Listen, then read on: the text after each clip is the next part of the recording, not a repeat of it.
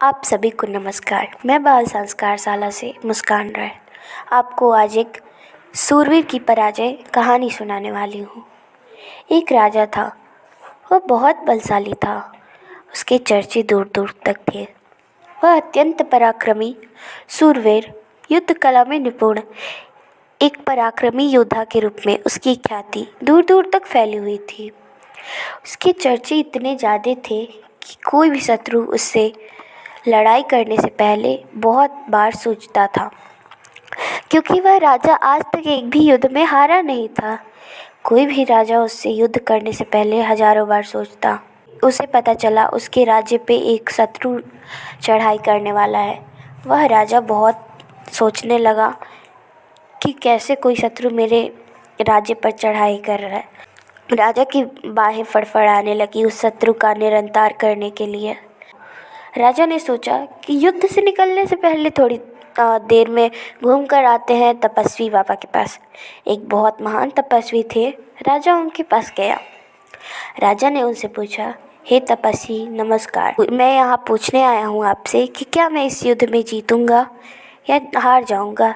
तपस्वी बाबा ने बोला, तुम्हारे भाग्य में विजय नहीं है, परंतु हो सकती है। हे राजा, अगर तुम मेहनत करो तो। राजा का उत्साह क्षीण हो गया। उसने अपनी सेना को कम कर दिया कि अगर मैं हारने ही वाला हूँ तो मैं अपनी सेना का रक्त बहा के क्या करूँगा, इससे बढ़िया मैं नहीं ही ले जाता हूँ। राजा एकदम उदास हो गया। उसमें निराशा का संचार हो गया।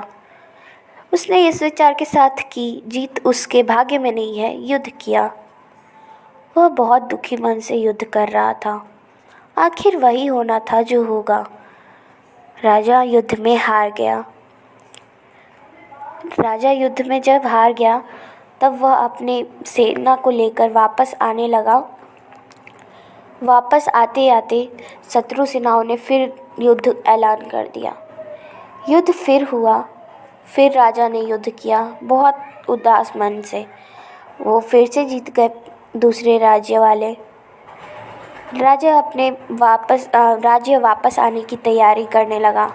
वह अपने राज्य वापस आने लगा।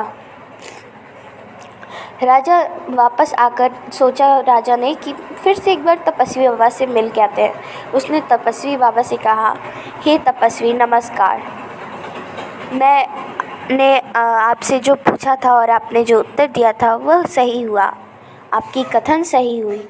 तपस्वी ने कहा, मैंने तो यह भी कहा था कि जीत हो सकती है।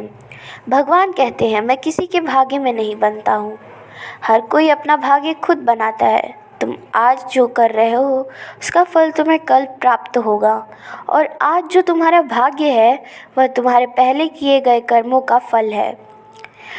तो तुम कर्म करते जाओ और कभी भी अपने उत्साह को क्षीण मत करो।